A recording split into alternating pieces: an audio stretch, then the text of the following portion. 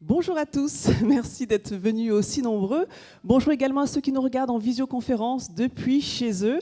Eh bien, on va pouvoir justement passer un bon moment ensemble pour vous présenter toutes les nouveautés en Savoie, Haute-Savoie. Alors, je me présente, Nathalie Guirma, je suis animatrice et productrice de télévision sur l'RTBF et sur les antennes de France Télévisions. Et depuis près de 10 ans, je mets en avant le savoir-faire, la gastronomie, le tourisme. Et d'ailleurs, c'est dans le cadre d'un reportage que j'ai rencontré l'agence Savoie-Mont-Blanc. Alors, sans plus tarder, j'invite Michael Ruiskert, directeur général de l'agence Savoie-Mont-Blanc, à me rejoindre. Et je pense qu'on va revenir dans un premier temps sur ces 2 dernières années qu'on a traversées et on va se projeter dans le futur. C'est important, hein, la projection. Bonjour à tous. Merci aux rédactions et aux journalistes d'être présents aujourd'hui. C'est vrai que la salle est comble, donc ça fait toujours plaisir. Oui, parler peut-être rapidement du passé. C'est vrai qu'on a plutôt tendance à vouloir se projeter. Pourtant, il est important de rappeler que le territoire Savoie-Mont-Blanc, qui réunit les 2 Savoies, la Savoie et la Haute-Savoie, a vécu pas mal de choses compliquées. Alors certes, ce n'est pas uniquement sur le territoire Savoie-Mont-Blanc. Malgré tout, le contexte économique de notre territoire a beaucoup souffert. On se rappelle que le tourisme est un des moteurs, le réacteur quand même de ces 2 départements. Donc sur l'hiver 2019-2020, moi j'étais en station et je me souviens d'un fameux 14 mars où on nous a annoncé, c'était un samedi, que les gens qui venaient d'arriver en station devaient repartir. Ça a été un grand moment d'évacuation quasiment de station. On n'a pas terminé la saison, ce qui fait que les pertes économiques sur 2019-2020 représentent pour nos 2 seuls départements 800 millions d'euros. Ensuite, on est passé sur l'hiver, là on s'en souvient, 2020-2021, où certains appelleront ça un hiver blanc ou plutôt un hiver noir, puisque nous n'avons pas du tout ouvert. Donc les pertes estimées sont proches, voire légèrement au-dessus de 5 milliards d'euros pour seulement la Savoie et la Haute-Savoie en Savoie-Mont-Blanc. L'été, on était plutôt heureux de retrouver quand même des activités en été 2020. Malgré tout, le taux d'occupation des hébergements nous a fait remonter qu'on était en retard par rapport à une année référence 2019 de 11%. Et puis l'été 2021, moins 5%, on voit que doucement on rattrape notre retard. Malgré tout, le redémarrage est difficile et il impacte durablement notre économie. Alors on va parler de choses plutôt positives avec l'hiver 2020-2021. C'est vrai qu'au mois de novembre, on s'est tous interrogés sur les contraintes sanitaires. Qu'allait-il se passer réellement sur le séjour au ski? On parlait de masques dans les remontées mécaniques, on parlait de contraintes en station. Forcément, ça a un petit peu ralenti la montée en charge qui est quand même extrêmement importante avant décembre. Donc Noël, Nouvel An en retard de 14% pour Noël et de 4% pour janvier. Il faut quand même expliquer que ce retard est essentiellement dû au marché britannique, puisqu'on a appris tout début décembre que finalement il y aurait de grosses restrictions et que les Anglais ne pourraient pas venir chez nous. Donc beaucoup de retard, finalement compensé par une ouverture des frontières le 15 janvier, un mois de février et des vacances de février, des vacances d'hiver exceptionnelles, plus 7, un mois de mars qui a bien rebondi puisqu'on est à plus 5%, et les prévisions pour les vacances d'avril, les vacances de Pâques, le fameux printemps du ski annoncé à plus 14%, ce qui nous amène à plutôt une stabilité si on prend l'hiver de référence 2019-2020 qui était, on disait, l'hiver du siècle. Et donc ça c'est plutôt une bonne nouvelle. Et puis les prévisions de l'été, je dis bien des prévisions à date, c'est important, ça nous est remonté d'ailleurs, j'en profite pour les saluer, par G2A Consulting et l'Observatoire Savoie-Mont-Blanc. Nous sommes aujourd'hui à plus 11. C'est encourageant tout ça. Voilà, franchement, c'est quand même des belles nouvelles à vous donner pour cette conférence. Alors, c'est une première, Michael, une présentation multisaison. C'est vrai qu'on va le voir tout au long du déroulé avec nos invités, on croit de plus en plus aux multisaisons. Alors on entend depuis des années, c'est un peu l'arlésienne de nous dire oui, il y a du 4 saisons. Alors la 4 saisons, déjà, comme disent certains professionnels chez nous, réussissons déjà l'été et l'hiver, ce serait pas mal. Par contre, ce qu'on sent véritablement, c'est que la crise Covid a changé les comportements et on évolue vers une nouvelle demande de courts séjours, de week-ends prolongés, de vacances, peut-être pour des gens qui ont 50 ans, fans de gastronomie et de culture. Et donc on est en train d'engager finalement une nouvelle approche. Donc on vous présente aujourd'hui une conférence printemps, été, automne. C'est une première pour l'agence Savoie-Mont-Blanc, mais nous sommes convaincus qu'il y a du potentiel. Et pour vous en parler, la mieux placée, c'est Christelle Ferrière, qui est directrice générale adjointe de l'agence, spécialiste des études, de la segmentation, de la stratégie, du marketing. Oula, pression sur les épaules. Non, mais merci, Michael. Pour le coup, pour le coup, elle va pouvoir vous en dire plus avec quelques chiffres intéressants. Bonjour à tous. On a effectivement souhaité comprendre l'attractivité de notre territoire à toutes les saisons auprès de 2000 Français. Donc c'est vraiment toute la population française. Et on s'est dit comment on peut leur raconter autre chose que l'hiver, puisque l'hiver est très important pour nous. Mais qu'est-ce qu'on peut faire d'autre en Savoie-Mont-Blanc? Donc on a mis en avant de cette façon-là notre territoire, de la cave de Beaufort jusqu'à la culture, en passant par le parapente, le VTT, tout ce qu'on peut imaginer, et aussi juste contempler des beaux paysages. Ça aussi c'est important. Et on a quasiment 3 Français sur 10 qui nous... Lapsus. 3 sur 10, c'est juste pour l'automne. 7 sur 10 qui nous disent j'ai envie ou très envie de venir sur ce territoire en printemps, été, automne. Évidemment, l'été ressort au-dessus, puisqu'il y a aussi beaucoup de vacances l'été, avec 54% de Français qui ont envie de venir chez nous, mais aussi printemps et automne qui sont à 43-30% derrière d'attractivité. Intéressant, notamment pour de nouvelles cibles et aussi... une nouvelle façon de présenter de l'offre. Alors l'offre, historiquement, on parle beaucoup du sport, de la rando, du VTT, tout ce qu'on peut faire, et l'hiver évidemment le ski. Mais on a aussi de la culture sur notre territoire. On a du terroir. Donc on a de la culture, du terroir, de la nature, et on considère que c'est le combo gagnant. C'est ce triptyque vraiment qui est un peu magique et qui permet notamment d'attirer des cibles sur les ailes de saison, des cibles qui sont un peu plus seniors, un peu plus mûres, qui sont intéressées par de la découverte au sens très large, et y compris le côté plus contemplatif de notre territoire. Avec des chiffres très parlants, hein, 73% de envie, oui, très envie de culture. 77% et pour la le terroir. culture très variée à nouveau, ça va du patrimoine jusqu'à des sites exceptionnels, ça va aussi jusqu'à même du street art pour des choses plus modernes ou de l'architecture, vraiment donc une unanimité. Et sur le terroir, du produit local jusqu'à la gastronomie, on y viendra sur les étoilés tout à l'heure. Et ces 2 dernières années ont aussi changé notre façon de voyager.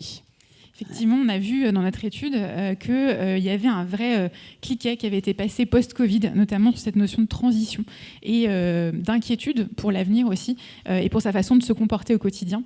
Donc on a 80% des Français qui nous disent que pour eux, la nature et la reconnexion à la nature, c'est extrêmement important, qui sont inquiets aussi du changement climatique. Et ce qui est intéressant pour nous, là, aujourd'hui, c'est de se dire qu'il y en a 60% qui nous disent « je suis prêt à payer plus cher potentiellement pour des vacances écologiques ou responsables ». Alors qu'est-ce que ça veut dire ?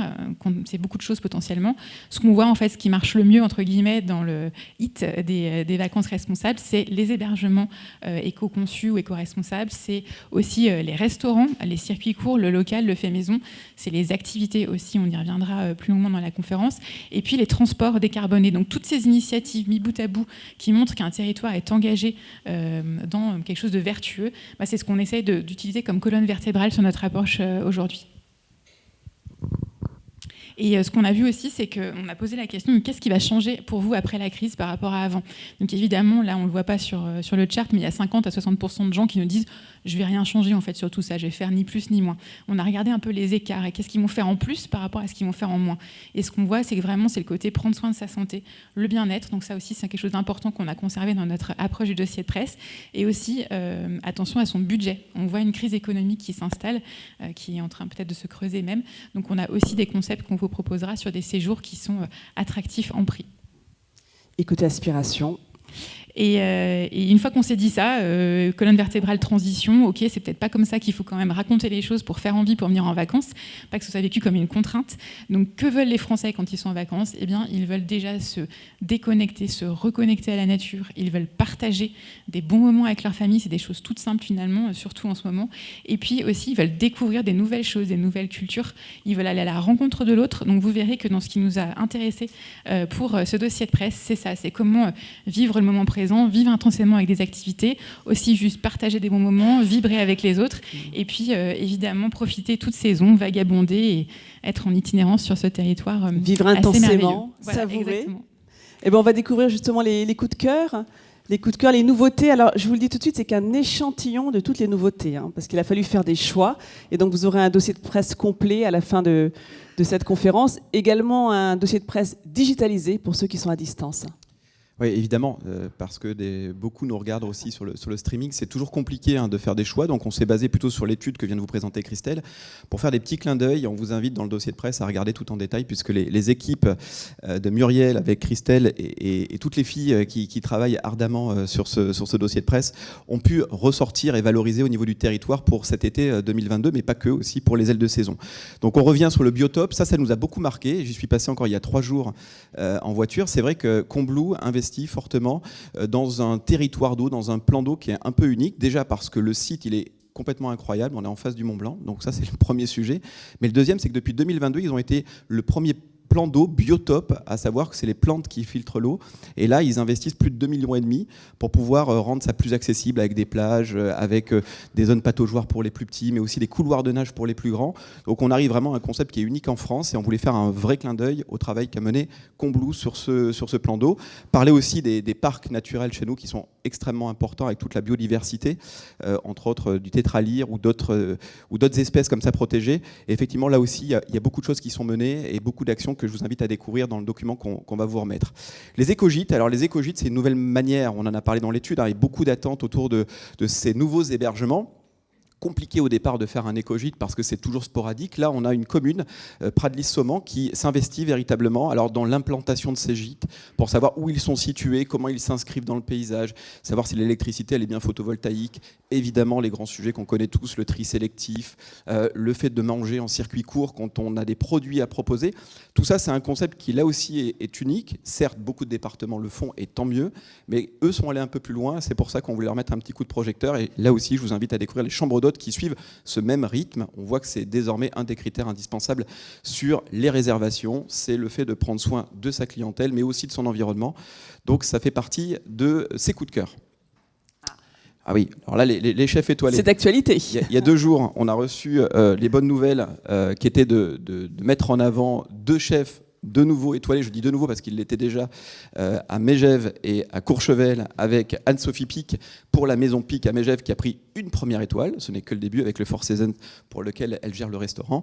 Et puis il y a aussi Sylvestre Waïd qui est à Courchevel et qui a fait aussi un énorme travail derrière.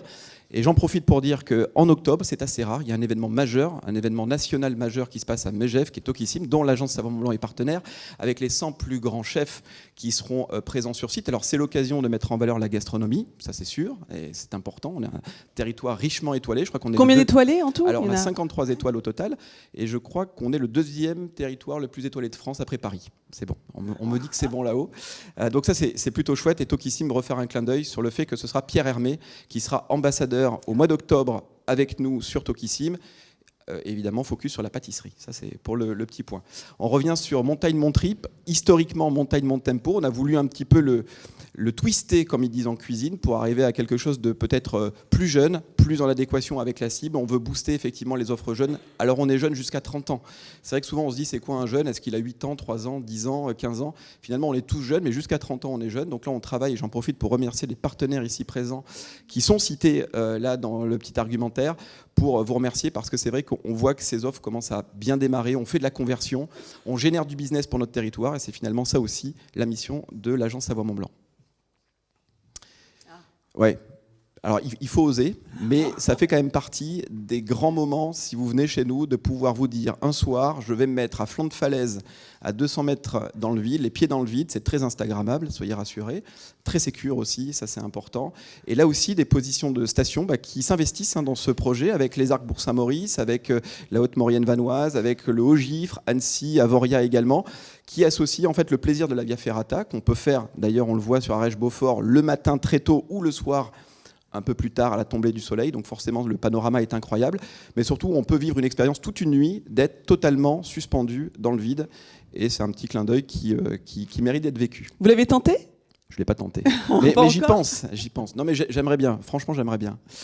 Et le trail running? Alors, le trail running, on va au-delà. Et d'ailleurs, j'ai beaucoup de fierté à accueillir toutes les équipes de l'UTMB et Catherine qui va nous rejoindre dans quelques minutes. Pourquoi? Parce qu'effectivement, l'agence Savoie Mont Blanc fait un virage aussi dans sa stratégie. Aujourd'hui, on pense qu'il faut des événements qui ont du sens. Et c'est vrai que de voir, je le dis avec beaucoup d'engagement, de voir l'UTMB, qui est le plus grand trail au monde, le plus grand dans le bon sens du terme, dans ses investissements, dans ses engagements, dans sa vision RSE, et de savoir que nous, on rentre en rang 1, c'est-à-dire d'avoir une grande visibilité à leur côté, pour promouvoir cette activité, l'UTMB évidemment, mais aussi le territoire au sens large. C'est une fierté. Donc ce partenariat est un partenariat de cœur avec l'agence Savoie Mont Blanc et avec la marque Savoie Mont Blanc. Et nous avons cette chance et ce plaisir d'avoir Catherine Poletti avec nous. Catherine, je vous en prie, venez. On va vous donner un micro. C'est vrai que quand on parle du trail, moi, autour de moi, on me dit toujours « Ah, le dénivelé ». L'amplitude entre le point le plus bas, le point le plus haut, on monte, ça grimpe, ça descend, ça grimpe, ça descend. C'est incroyable à faire. Oui, en fait, c'est une aventure au départ qui est partie de manière très très simple, de faire le tour du Mont Blanc. Ça avait quelque chose d'assez unique. C'est la manière de partir d'un point et sans jamais se retourner et arriver au même point. Il se trouve que ce point, c'est Chamonix. On tourne autour du Mont Blanc en traversant 3 pays. Et ça, c'est assez unique. Et vous l'avez vécu avec votre mari, qui lui En était fait, le coureur. depuis, on l'a fondé avec mon mari. Lui, il est le sportif, le technicien. Et moi, comme ça se voit, je ne suis pas sportive parce que pour des raisons de santé, je ne peux pas. Et du coup, je me suis occupée de faire le paquet cadeau, c'est-à-dire de rendre cela plus qu'un événement sportif, mais un événement tout court, c'est-à-dire de m'intéresser à toutes les communautés, que ce soit les sportifs eux-mêmes, mais leurs familles, mais les habitants locaux, mais toutes les médias, bien sûr, et puis nos partenaires. Et on travaille toujours comme cela. Et c'est vrai que le trail running, c'est l'une des disciplines qui est les plus accessibles au monde parce que d'une certaine manière, on n'a pas besoin de matériel, mais on peut en avoir. Mais on peut aussi se laisser aller à se faire plaisir sur des gadgets. On n'a pas besoin d'avoir une technique parce que tout le monde a appris à marcher normalement au départ de sa vie. Et pour marcher sur les chemins, on peut aussi courir un peu, mais on peut l'acquérir. On n'a pas besoin d'avoir d'infrastructures, c'est-à-dire que des chemins, il y en a partout dans le monde. Donc on peut se déplacer et on ne se déplace pas avec du matériel. C'est plus compliqué quand on doit se déplacer beaucoup, d'avoir à transporter un vélo, à transporter des skis ou des choses comme ça. Donc c'est vrai que c'est très très ouvert comme discipline et ça a été toujours notre choix de travailler ancré dans le territoire parce que bien évidemment, comme on parcourt des chemins, on a besoin de travailler avec les alpagistes, avec les gens qui tiennent des refuges, mais avec toutes les personnes et tous les métiers. Et notre ambition, elle est non seulement de mettre un phare sur notre territoire, mais aussi pour les touristes, mais pas que, aussi de le rendre attractif pour les gens du pays et ceux qui vont venir trouver un métier ou se mettre à travailler aussi sur place. Donc c'est ce côté d'attractivité, de respect de l'environnement. C'est vrai qu'on fait beaucoup de choses puisque c'est notre terrain de jeu. Donc, alors justement, quelle est la place de l'écologie pour l'UTMB ? Alors j'aime bien quand on parle plutôt d'écologie que d'environnement parce que l'écologie traduit la vie.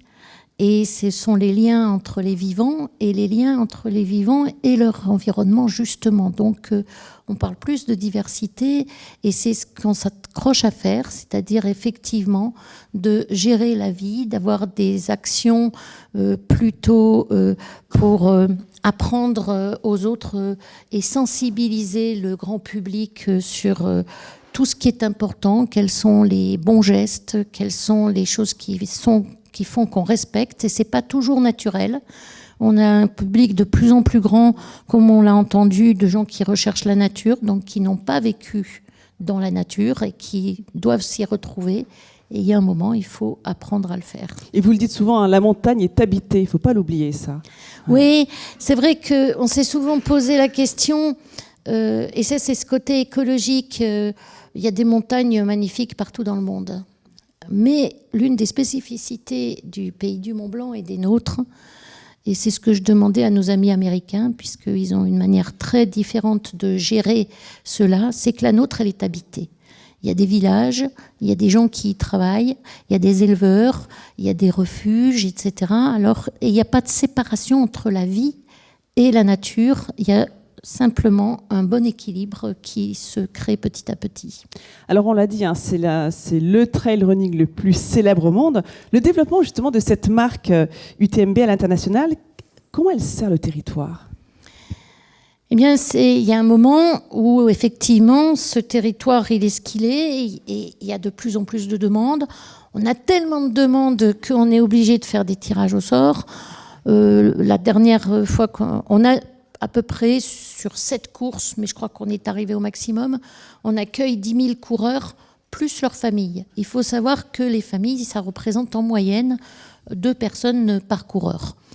Et donc, quand on accueille tous ces gens-là, ça fait énormément de monde dans des vallées qui sont moins habitées que cela. On multiplie, sur la vallée de Chamonix, on multiplie l'été le chiffre par 10 du nombre d'habitants, puisque la vallée de Chamonix, c'est à peu près 10 000 habitants. Et pendant l'été, c'est 100 000 habitants. Notre travail, il va être d'essayer de faire en sorte que ces gens viennent passer un peu plus de temps pour voyager moins, mais voyager mieux. Et pour cela, on a développé, et on est en train de développer des trails dans un circuit qu'on appelle UTMB World Series. Ça représente pour l'instant 25 trails. Et il y en aura en France, il y en a à l'étranger, répartis selon les endroits où sont les communautés de coureurs, parce que c'est pas la peine d'aller se mettre là où il n'y a pas de coureurs, ça les oblige à voyager.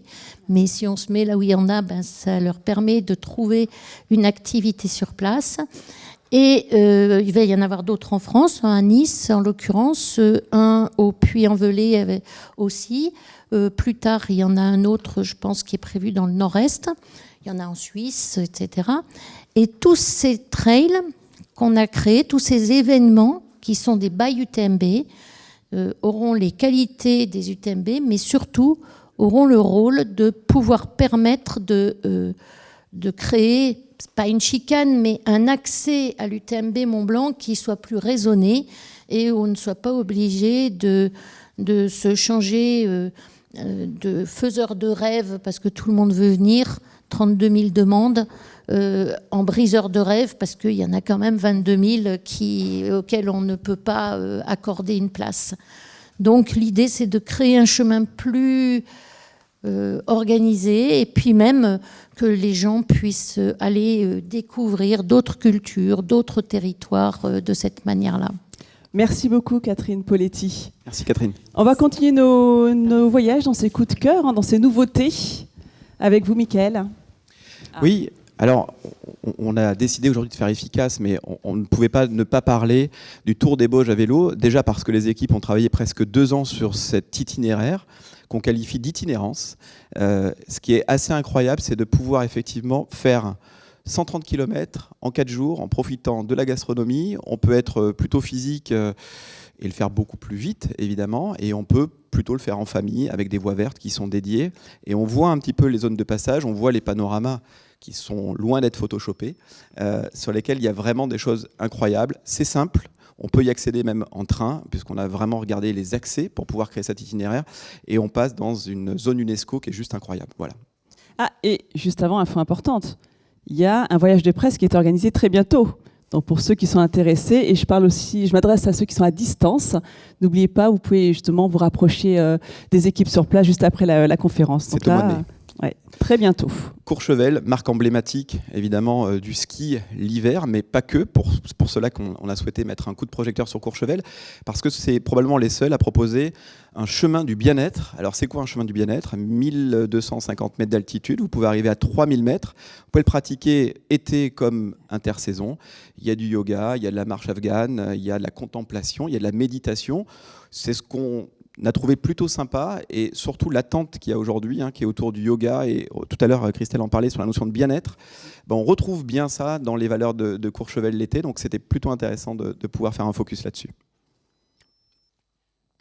Pagayer, mais aussi pédaler. Ça, c'est pour Aix-les-Bains, Riviera des Alpes. C'est vrai que le vélo, le VTT, qui soit, comme on dit, musculaire ou assistance électrique, beaucoup d'offres qui sont proposées, sauf que le lac du Bourget, c'est un des rares lacs alpins qui est encore très sauvage et sur lesquels vous pouvez partir d'Aix-les-Bains, Riviera des Alpes et d'aller vous balader comme ça du côté de Conjus, Chanaz, qui sont, d'ailleurs qu'on a vu il n'y a pas très longtemps dans l'Échappée Belle, et qui sont vraiment des villages très typiques avec le Rhône qui vient se coller au lac du Bourget. C'est vraiment magnifique. Encore une fois, c'est très sauvage et c'est des balades qu'on peut faire en famille ou tout simplement pour la partie plus sportive.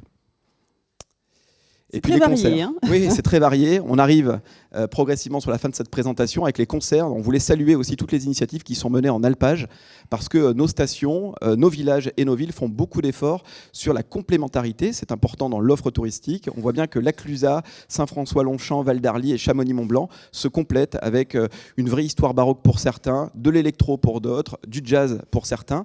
Il y a une offre tout l'été qui est complétée par, là on voit une image de La Clusaz avec Radio Meux, qui est très incarnée sur site. Et c'est franchement, il n'y a qu'à voir l'image, elle est quand même très sympa. On est vraiment dans du good mood et c'est quelque chose qui nous plaît. Et puis un vrai coup de cœur, juste avant que ça passe, sur le Savoie-Mont-Blanc Freestyle Tour. On sait aujourd'hui que les jeunes aiment beaucoup la glisse. On sait que le ski, le skate, l'absus, le BMX et le freestyle sont les nouvelles disciplines des Jeux Olympiques 2024 à Paris, ici même. Et on crée une tournée, Savoie-Mont-Blanc, dont on est copartenaire avec le FIS, qui est le plus grand rendez-vous européen de board culture qui se passe à Montpellier. Et on va faire une belle tournée dans nos territoires pour les jeunes générations.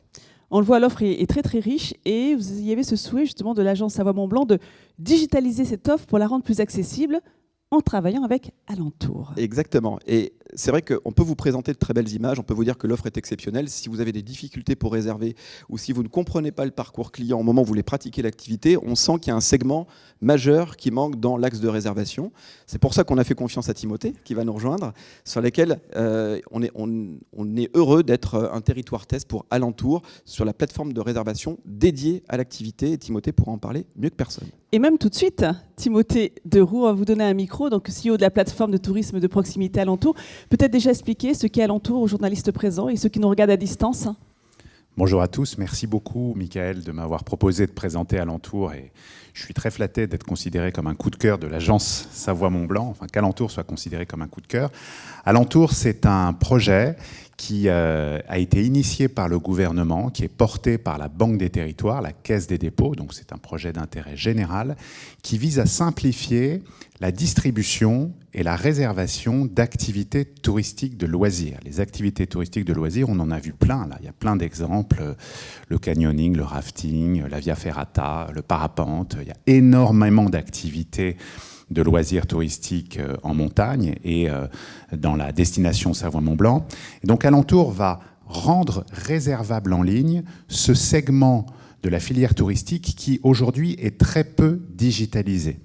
On sait que l'hôtellerie est très digitalisée dans sa réservation, on sait que le transport est très digitalisé. Les activités de loisirs en France, c'est 22 milliards d'euros et sur ces 22 milliards d'euros, on estime qu'il y a 5 à 10% seulement qui viennent de la réservation digitale. Or, il y a une demande de réservation digitale. Donc Alentour va digitaliser ce catalogue d'activités, le rendre réservable en ligne, proposer aux petits prestataires d'activités les outils qui vont leur permettre d'être digitalisés et réservables en ligne. Et Alentour va proposer ce catalogue à des distributeurs locaux parce qu'on estime que les réservations d'activités, elles se passent beaucoup sur place au moment du voyage.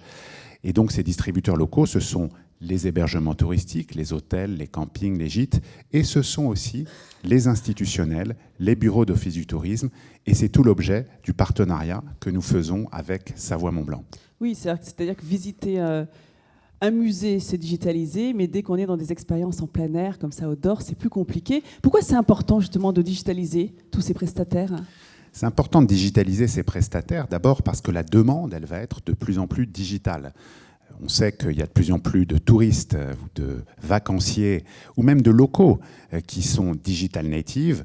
Moi, j'ai 2 filles qui ont un âge qui est autour de 20 ans. Elles ne peuvent pas imaginer réserver quoi que ce soit sans passer par leur smartphone. Elles ne peuvent pas imaginer téléphoner pour réserver une activité. Et ça sera de plus en plus comme ça. C'est vraiment un lieu commun de dire ça, mais c'est la réalité. La demande, elle est de plus en plus digitale. Et donc c'est important de pouvoir digitaliser ces prestataires, ces petites entreprises en fait qui aujourd'hui ne sont pas digitalisées. Vous l'avez dit, il y a des activités de loisirs qui sont déjà digitalisées. Si je prends l'exemple de Paris, la Tour Eiffel, ça fait bien longtemps qu'on peut réserver un billet en ligne.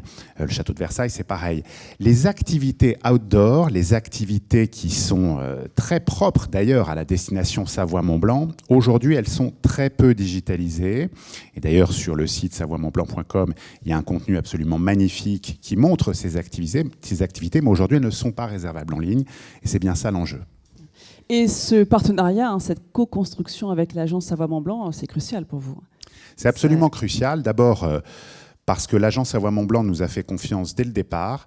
C'est crucial parce que la Savoie et la Haute-Savoie représentent la deuxième, je crois, destination touristique en France. C'est une destination de montagne. On avait déjà un partenariat avec Côte d'Azur France, donc c'est important aussi d'être présent dans les Alpes françaises.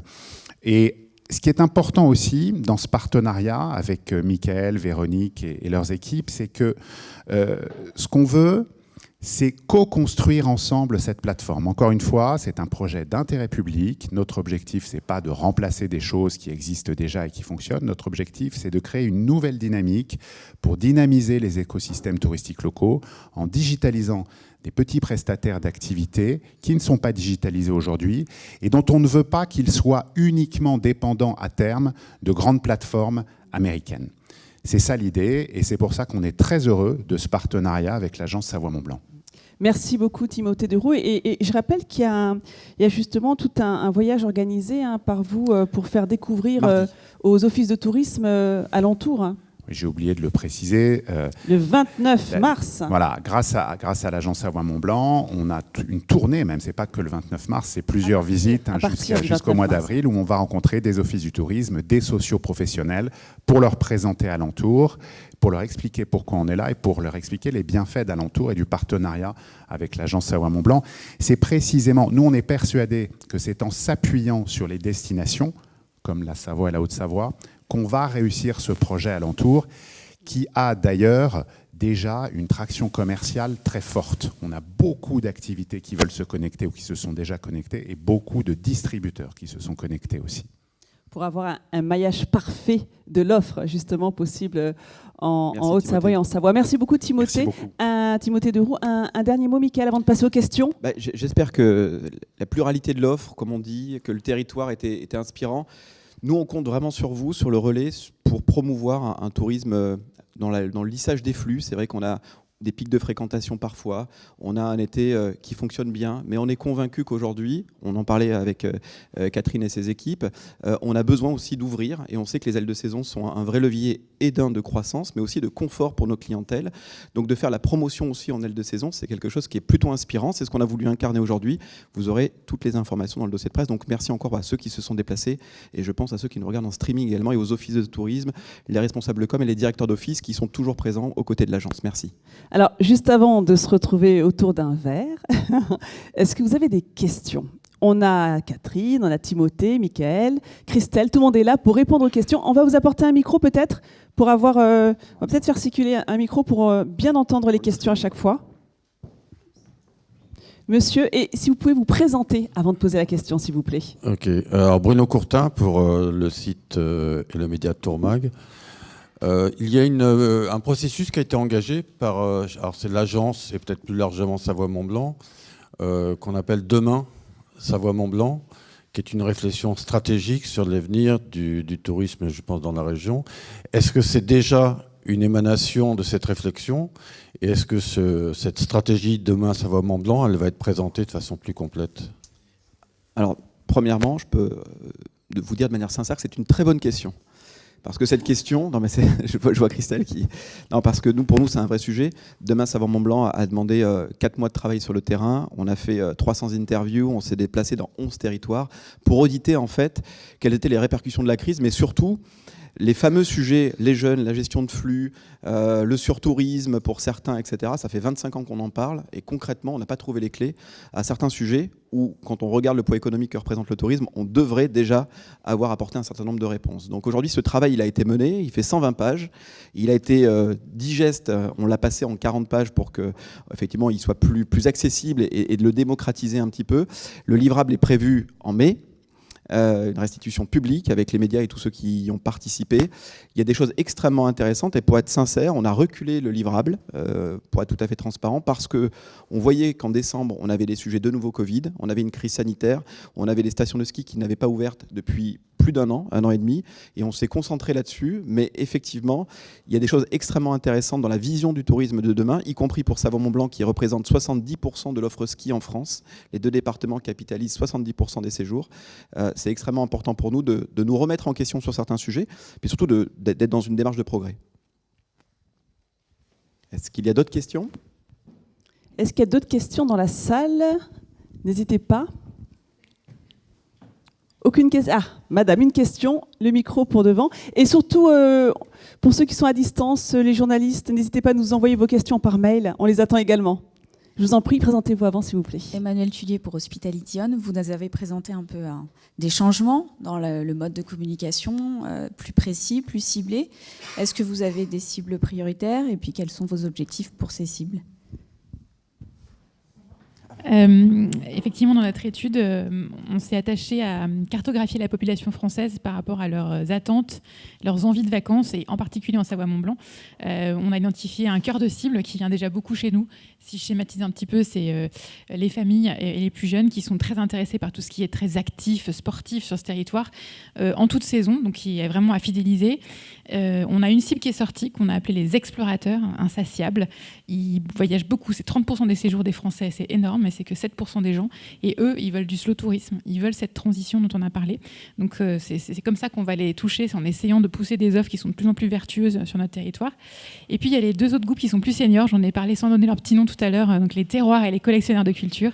Eux, ils sont vraiment sur les ailes de saison, sur prendre le temps, sur visiter des lieux culturels, partager des bons moments avec les gens sur le territoire, dans la rencontre humaine, dans la découverte. Donc c'est une cible qui est plus nouvelle pour nous, honnêtement, de travailler aussi le lien, le maillage avec la culture. Le terroir, on le fait déjà un petit peu. Donc on prend notre temps aussi pour savoir comment pousser des offres sur le territoire à ces cibles-là. On le fait déjà sur les groupes. Alors les groupes, c'est un petit peu souffert de la crise en ce moment. Mais voilà, on va travailler sur des contenus et des choses à leur proposer. Donc pour les prochains dossiers de presse, printemps, été, automne, il y aura des choses pour ces cibles-là. Moi, j'ai une question via Internet. On me demande si le baromètre d'hiver qui a été fait donc l'année dernière pour connaître les intentions des Français va avoir lieu encore cette année. Est-ce que vous allez le refaire? Je peux répondre. Oui, on est très attaché à notre rôle d'aide à la décision, on va dire, pour les acteurs du tourisme sur notre territoire. Donc on a un nouveau baromètre qui va sortir pour l'été. Interrogation plutôt pour des résultats troisième semaine de mai, parce que c'est pas la peine maintenant de demander aux gens ce qu'ils pensent se faire cet été. Donc on interrogera des Français, des Britanniques, des Belges et des Hollandais sur la perspective de vacances. Et aussi on intégrera des questions par rapport au contexte international notamment. Voilà, pour savoir les intentions de départ pour cet été. Et en montagne et en Savoie-Mont-Blanc, évidemment. Est-ce qu'il y a d'autres questions sur Alentour également? Alors, monsieur, on va vous envoyer... Voilà, le micro est là. Le micro est indispensable pour le streaming. Oui, bonjour, Jean-François Bélanger pour Mobilité Magazine. Voilà, vous avez évoqué tout à l'heure les nouvelles préoccupations de la clientèle en matière environnementale et les adaptations de l'offre que vous y apportez en termes d'hébergement, en termes de restauration, en termes de transport décarboné. Alors, sur ce dernier point, le gouvernement essaye de remettre sur pied, sur rail, les trains de nuit. On parle beaucoup des trains à destination des Pyrénées, on parle des trains à destination de la Côte d'Azur, on parle des trains à destination de Briançon. Vincent Rolland avait évoqué les possibilités de trains de nuit sur votre territoire. Où en êtes-vous? Alors ça rejoint la première question, qui était l'analyse qu'on a faite avec Demain Savoie-Mont-Blanc. On est convaincu que le train, surtout d'un point de vue de décarbonation, est indispensable à notre territoire. Mais en creusant le sujet, je suis obligé de dire que ce n'est pas si simple que ça. Alors, je donne quelques exemples. L'hiver, Savoie-Mont-Blanc fait 42 millions de nuitées. Aujourd'hui, en train allongé, en train de nuit, on fait 240 personnes. Donc, si vous faites le calcul du nombre de trains de nuit qui vient compléter une offre, qui répond à ce besoin d'avoir plutôt un transport écologique, quelque part, mais ne vient pas totalement répondre aux besoins ou à la demande même, en ayant 240 personnes allongées sur 42 millions de nuitées l'hiver. Si on prend l'exemple du train, tout simplement, pour arriver sur Bourg-Saint-Maurice, un accès direct aux Arcs, par exemple, il y a des sujets de mise en conformité de nos gares, entre autres pour des doubles rames, puisque aujourd'hui, la difficulté pour la SNCF, c'est de trouver des créneaux de passage, mais quand il y a deux trains collés l'un à l'autre, c'est considéré comme un seul train, ça transporte plus de monde, donc c'est une des solutions pour transporter plus de monde. Et là aussi, on a eu des réponses de la part de la SNCF qui nous dit que le trajet Paris-Lyon, Lyon-Paris est l'axe qui est le plus utilisé en France, qui représente 40% du trafic français, et qu'aujourd'hui, ces rames sont saturées. Donc, pour amener un Ouigo en Savoie-Mont-Blanc, il faut probablement enlever un Ouigo qui irait à Toulouse. Donc après, c'est une décision politique, une décision de destination. Et donc, c'est des sujets qu'on a vraiment traités. Je rejoins ces sujets dans Demain Savoie Mont Blanc, parce que je dis qu'il y a des choses très intéressantes entre la perception qu'on peut se faire nous-mêmes en tant que professionnels du tourisme. On avait quand même pas mal de vérités déjà acquises en disant mais ça c'est sûr que c'est la solution. Puis en fait quand on va creuser, quand on interroge les bonnes personnes, quand on aligne en fait ces différents sujets, on se rend compte que le sujet n'est pas si simple, mais ça, dès le mois de mai, on aura des réponses à vous apporter. Merci beaucoup. Est-ce qu'il y a d'autres questions? Ah, on vous apporte un micro tout de suite. Et moi je surveille s'il y a d'autres questions aussi à distance. N'hésitez pas à nous envoyer vos mails, hein. Bonjour, Alexis Blanc pour le magazine L'Équipe. Moi, j'ai des questions sur le partenariat avec l'UTMB, sur la façon dont vous allez l'activer. Alors, on est en pleine co-construction sur ce sujet. La première chose, c'est que Savoie Mont Blanc, on s'inscrit comme une marque de territoire, une marque de destination. Donc, on assume le fait que nous ne sommes pas une marque de collectivité, nous sommes une marque de destination. En ça, on veut se ressembler avec les Dolomites, avec le Sud-Tyrol, pour essayer d'identifier ce qu'est Savoie Mont Blanc. En fait, c'est l'alliance de la Savoie et de la Haute-Savoie d'un point de vue marketing et d'un point de vue de destination. Donc le premier sujet, c'est une notion de visibilité.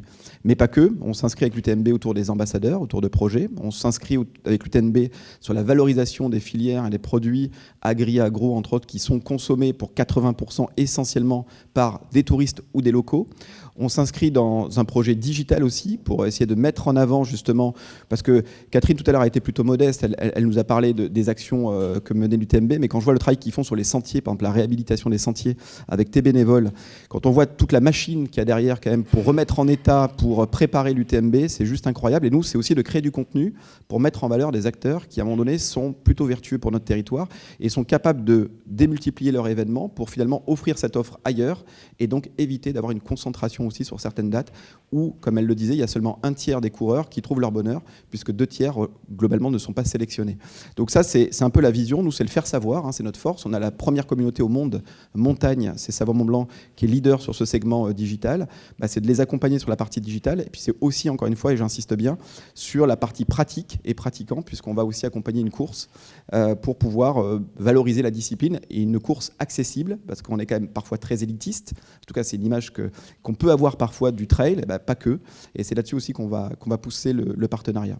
Donc, activité, faire savoir en termes d'engagement autour de la vision RSE, et puis la présence dont on a besoin naturellement pour faire connaître la marque et faire connaître la destination.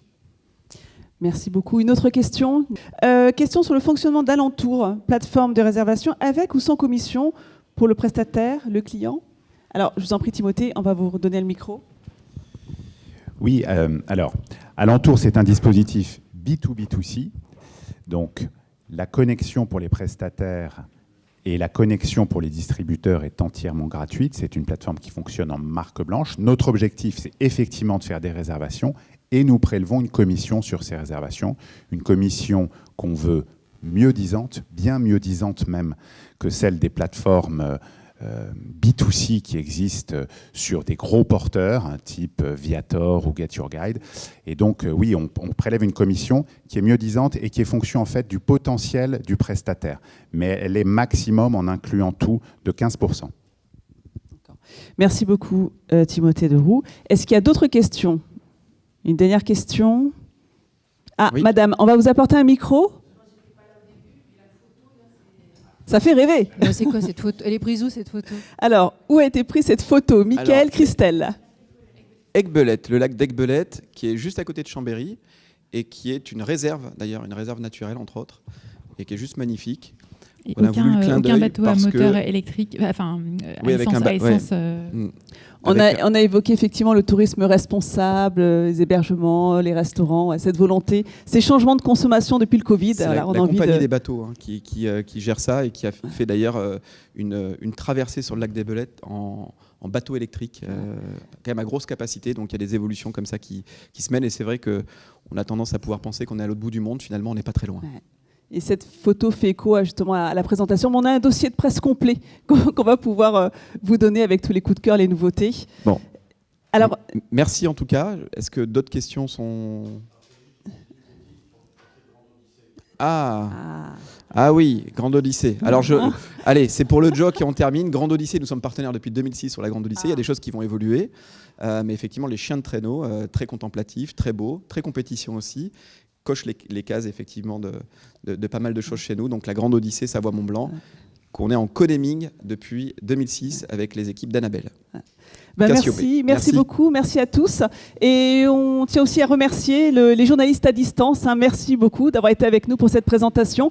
Et je vous propose, pour ceux qui sont là, de se retrouver autour d'un petit verre, un petit cocktail. Donc, il y a des choses à déguster.